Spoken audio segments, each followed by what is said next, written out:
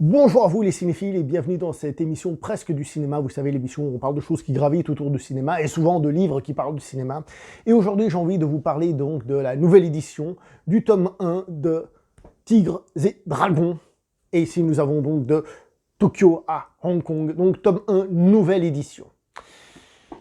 Avant de vous parler du livre, il faut que je vous raconte la petite histoire de ce livre. Et pas que de ce livre. Ce livre donc est écrit par monsieur Christophe Chanclos. Christophe Chanclos, c'est un monsieur dont j'avais lu d'ailleurs le tome 2, première édition, dont je vous ai fait une vidéo il y a très longtemps, quand j'avais 17-18 ans. Je l'ai lu et lu et lu et lu. Il parlait surtout des années 80-90 du cinéma de Hong Kong, les Jet Li et compagnie, donc j'étais chez moi, j'adorais ça. Et donc, d'ailleurs, à la base, c'est un livre que j'avais lu pour faire un travail à l'école, hein, entre guillemets, c'était la bonne excuse. Et un jour, donc quand j'ai créé ma chaîne YouTube, j'avais créé donc la page Facebook, enfin le profil Facebook, et j'ai ajouté l'auteur, donc Christophe Chanclos, en ami. J'ai découvert donc sa page Facebook, et tous les jours, il partageait des choses sur plein de films, des vieux films, des trucs parfois connus, parfois pas connus, des fois il restait sur un réalisateur un petit moment, etc., etc. Une vraie page Facebook qui en fait ressemble entre guillemets à ce que j'essaye de faire sur ma chaîne, c'est-à-dire parler de films de tout horizon, certains difficiles à avoir et tout. Évidemment, lui avec un bagage culturel assez impressionnant, et voilà. Un jour, il avait donc reparlé de son livre, je pense qu'il parlait de la nouvelle édition, et moi j'ai dit, ah si jamais, j'ai fait cette petite vidéo concernant la première édition, et non seulement il m'a laissé un commentaire sympa, mais en plus, il m'a contacté en privé en me disant bah, « Écoute, donne-moi ton adresse et je te fais parvenir les 2 premiers tomes de la nouvelle édition et comme ça t'en parles. » Waouh, waouh. Pour moi, qui suis une petite chaîne YouTube de rien du tout, un gars qui se filme avec un fond vert parce qu'il a pas de place où se filmer, etc., c'était vraiment cool, quoi. Alors sur le coup, j'avais reçu que le tome 2, évidemment, j'ai pas réclamé, hein, parce que on me faisait déjà un super cadeau d'une certaine manière, en plus un truc que je savais que j'allais aimer, donc voilà, quoi. Et j'étais au paradis. Voilà. Il y a environ 3 semaines, un vendredi, je crois, j'étais au travail, j'ai appris à travers d'un post Facebook que monsieur Christophe Chanclos nous avait quittés. Et ça m'a collé une tarte. Ça m'a collé une tarte, justement, parce que, justement, son livre, je l'ai lu plein de fois étant plus jeune.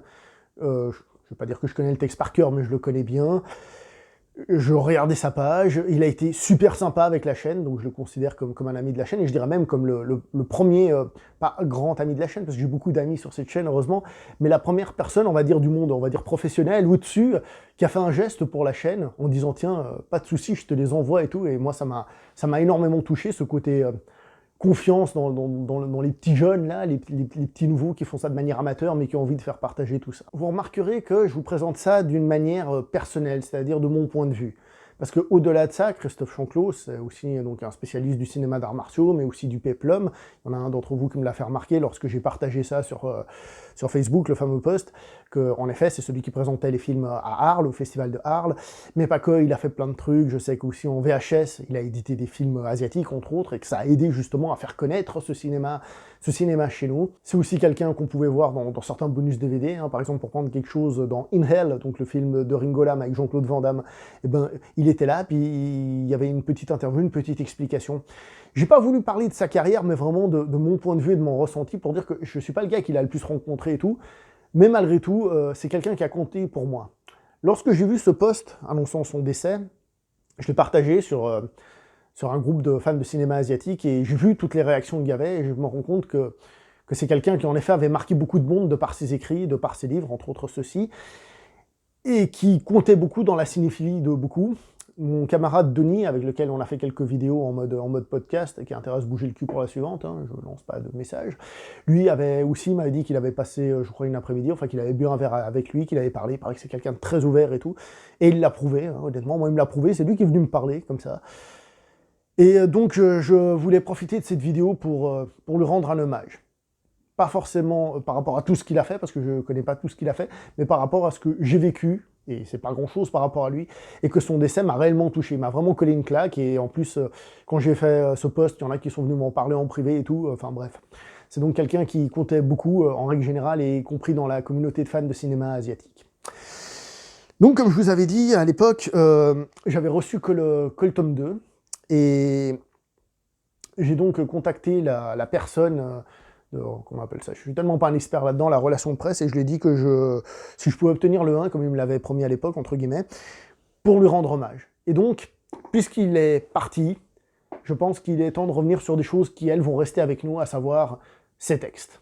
Ces textes qui seront avec nous et qui, en plus, méritent d'être lus. Je sais que après avoir fait les 2 premières vidéos, il y en a qui se sont intéressés à ces livres.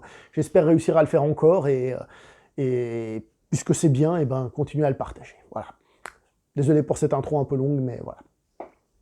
Donc le tome 1, j'ai toujours envie de dire le tome 2, donc il est toujours édité chez Guy Trédaniel éditeur pour le prix de 12,90 €. Il fait combien de pages ou net ce truc? Environ 302 pages, d'accord? C'est un livre qui est épais comme ceci, hein, format de poche, nouvelle édition. Donc je rappelle que la nouvelle édition, on a un petit peu nettoyé et replacé les textes à différents endroits et on les a mis à jour. Entre autres, par rapport à la première édition, je rappelle qu'on a mis à jour les titres, puisque je rappelle les Shaw Brothers sont sortis chez Wildside et CTV en France, donc ils ont gagné des titres français, des nouveaux titres français pour certains, et donc il a mis à jour tout ça pour que ça corresponde à une certaine réalité chez nous.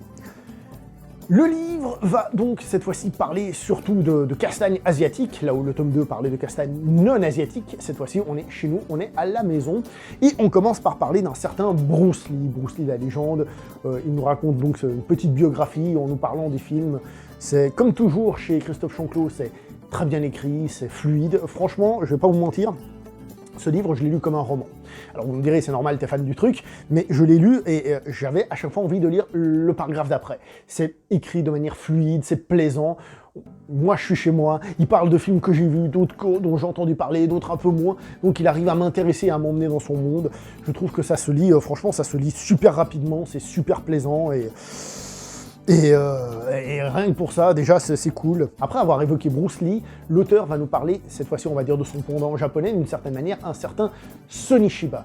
Sonny Shiba, qui a entre autres fait la saga de Street Fighter, ou encore la trilogie sur Maître Yama, donc le fondateur du Kyokushinkai, et il va nous en parler. Précisons tout de même que, vu que dans cette collection, il y a un tome, qui devait se concentrer sur les chevaliers, donc les samouraïs et compagnie, les épées. Donc il laisse de côté un peu l'aspect samouraï ou wuxiapian pour ce tome-là. Ça se ressent, surtout quand il parle de certains auteurs, mais il n'empêche que des fois, il est obligé un petit peu d'y aller. Donc chez Sonny Shiba, je viens de le dire, il va surtout se concentrer évidemment sur sa partie castagne à main nue qui n'a pas forcément duré très très longtemps. En parlant de Sonny Shiba, il va par exemple aussi nous évoquer des gens comme Hiroyuki Sanada, donc ses élèves de la Jack et compagnie, puisque Monsieur Sonny Shiba est quand même quelqu'un d'important dans le cinéma d'action japonais au sens large. Ensuite, il va nous évoquer un des plus grands films de l'histoire du cinéma d'arts martiaux, à savoir Sugata Sanshiro, première version évidemment d'Akira Kurosawa, et la deuxième version qui avait été faite en même temps que Barberousse, justement pour utiliser les mêmes décors et faire en sorte que 2 films produits dans les mêmes décors, ça coûte un petit peu moins cher. Évidemment, il va vous en dire des tonnes et des tonnes de choses bien, en parlant d'ailleurs en parallèle de l'histoire du judo, il va comparer tout ça, voilà. Ensuite, il va vous évoquer l'histoire du cinéma d'arts martiaux chinois, c'est-à-dire en partant de Shanghai, comment ça s'est développé, comment ça arrive à Hong Kong, le développement du cinéma sur place, la Shaw Brothers et compagnie, et de là, il va partir vers des personnages cultes, à savoir évidemment Fang Xiu, donc Fong Sayuk, en lui évoquant la saga classique, les vieilles sagas. Ensuite, il va partir sur Wong Fei-hong, donc la fameuse saga de 100 films, interprétée par Kwon Takin qui a le droit à un texte pour lui et tout, donc c'est vraiment bien développé, et ça c'est vraiment cool. Qui dit saga Wong Fei-hong, il va aussi nous parler de Shiken, donc Shiken c'est celui qui fait le méchant dans Opération Dragon, qui était le méchant lors de la saga Wong Fei-hong, qui revenait souvent en méchant, un acteur qui aussi mérite un peu sa petite histoire, puisque c'était, si on veut, l'un des premiers grands méchants de l'histoire du cinéma d'arts martiaux. Ensuite, il part vers le bad boy Jimmy Wong Yu, donc le célèbre boxeur manchot et autres variantes, donc à la base c'est un savoir, mais vu qu'on laissait ça pour une autre fois, et il va nous parler de sa carrière, puisque je rappelle que Jimmy Wong Yu est celui qui a précédé Bruce Lee dans le genre de film, avec son fameux Chinese Boxer. Il va nous évoquer Lo Wei, réalisateur certes avec une moindre réputation, c'est quand même le mec qui a révélé Jackie Chan et Bruce Lee, enfin qui les a trouvés. Bruce Lee n'a pas eu le temps de faire beaucoup d'autres choses, mais Jackie Chan, bon, il s'est libéré de son carcan et ensuite il a volé de ses propres ailes pour de vrai, c'est vrai qu'à cette époque c'était pas terrible, mais Lo Wei, il n'a pas fait que ça, il a fait des films comme L'Ombre du Fouet qui était sorti chez nous, chez Wildside, il a fait du Hurricane, bon, ça s'appelle comme ça, qui est sorti aussi, qui est un très bon Wuxia Pian. Donc il va aussi nous parler de ses autres œuvres, de ses films qui valent la peine d'être vus, et ça c'est vachement cool. Il va nous évoquer Angela Mao. Angela Mao, c'est la Bruce Lee. Bruce Lee au féminin, et oui, on n'avait pas attendu des années récentes pour faire des versions féminines de certains films, et elle, c'était le pendant féminin de Bruce Lee, et regardez quelques scènes de fight, vous verrez que c'est pas de la merde. Ensuite, il va partir chez King Hu et nous parler entre autres de l'Auberge du Printemps, qui était sorti chez HK Vidéo, que j'ai pas pris comme un con. Bon, faut dire, je l'ai vu peu de fois en magasin, puis il était cher, mais je l'ai pas pris quand même, débile, crétin, voilà, ça m'apprendra. Ensuite, il va nous évoquer aussi donc l'autre penchant, c'est-à-dire Chang-Chi. Chang-Chi aussi, il va passer du temps, il va nous décrire tout le cycle Shaolin, les différents films, etc.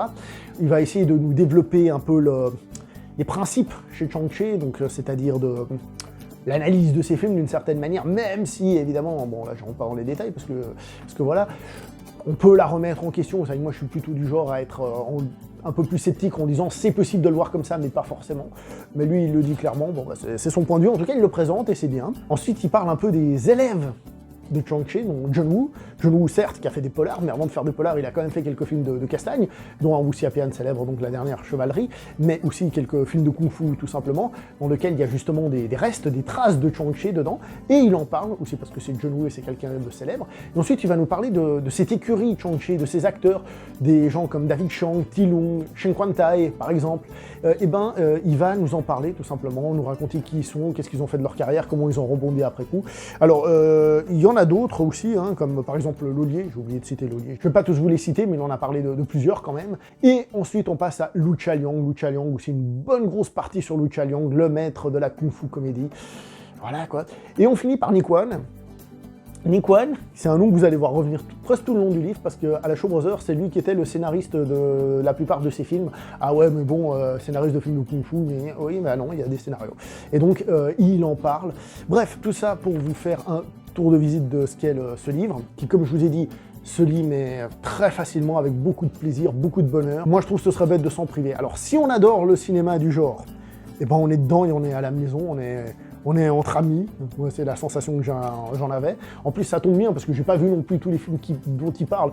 Donc, et je suis à l'aise parce que j'entends parler de choses que je connais. Et en plus, il me, comment dire ça, il me donne envie d'en voir beaucoup plus. Et ça, c'est génial. Si on connaît pas, on peut être un petit peu largué quand même parce qu'il balance beaucoup de noms et de choses et de machins. Mais franchement, c'est du bonheur. Si vous voulez explorer le cinéma de Castagne, le bon vieux cinéma de Castagne, justement avant la période Jackie Chan, Jet Li et compagnie, faut taper là-dedans, les gens, c'est très très bon.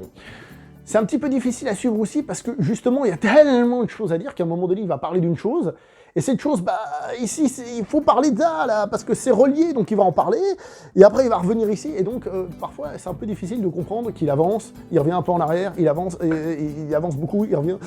Voilà. Il y a des noms, par exemple, il va vous parler d'un truc, puis d'un autre film, et ensuite il va revenir à un moment donné, il va continuer à parler, puis il va reparler du même film que tout à l'heure. Quand on ne connaît pas trop les dates et tout, on peut être un petit peu perdu, mais ça tombe bien parce qu'il a mis aussi des, si je retrouve ça, il a mis des filmographies, voilà, par exemple, un petit peu de filmographie de Chang-Chi, hein, plusieurs pages, je ne sais pas si vous voyez grand-chose, mais plusieurs pages où vous avez les dates et tout. Donc oui, on peut un peu se perdre là-dedans, mais c'est un réel bonheur que de se perdre là-dedans. Donc autant vous dire que pour 12,90 €, je vous le recommande, mais très très très très très chaudement. Si vous avez peur que je sois un vendu du fait que j'ai eu ce livre gratuitement, retournez voir ce que je disais du tome 2 de l'édition numéro 1, vous voyez que, enfin bon, si vous connaissez la chaîne, je suis peut-être naïf, hein, j'espère que vous me faites confiance d'entrée, mais si vous connaissez la chaîne, vous savez que bah, je suis dans mon univers et puis que j'aime ça, que c'était clair et net, que j'allais aimer. Mais voilà, donc comme je vous ai dit, Monsieur Christophe Chanclot est parti. Je ne sais pas comment ça va être pour les prochains tomes qui étaient censés être réédités, j'espère qu'ils seront réédités. Dans tous les cas, rien qu'avec ce que nous avons là, on a déjà une bonne petite encyclopédie à parcourir avec beaucoup de bonheur. Et c'est vraiment dommage, on se dit qu'il aurait pu encore nous apporter plein de trucs, c'est abusé. Donc voilà. Je vais m'arrêter là pour cette vidéo. Merci à Christophe Chanclot pour avoir fait ces livres. Merci aussi pour lui de me les avoir envoyés, de m'avoir fait confiance, entre guillemets. Ça m'a énormément touché. Et voilà, pour ça je voulais lui dire merci aussi. Voilà, n'oubliez pas le like, le partage, l'abonnement, soit prochainement pour une prochaine vidéo. Portez-vous bien. Je ne sais pas cacher le titre et de vous le montrer correctement. C'est de la bombe. n'hésitez pas. Ciao tout le monde.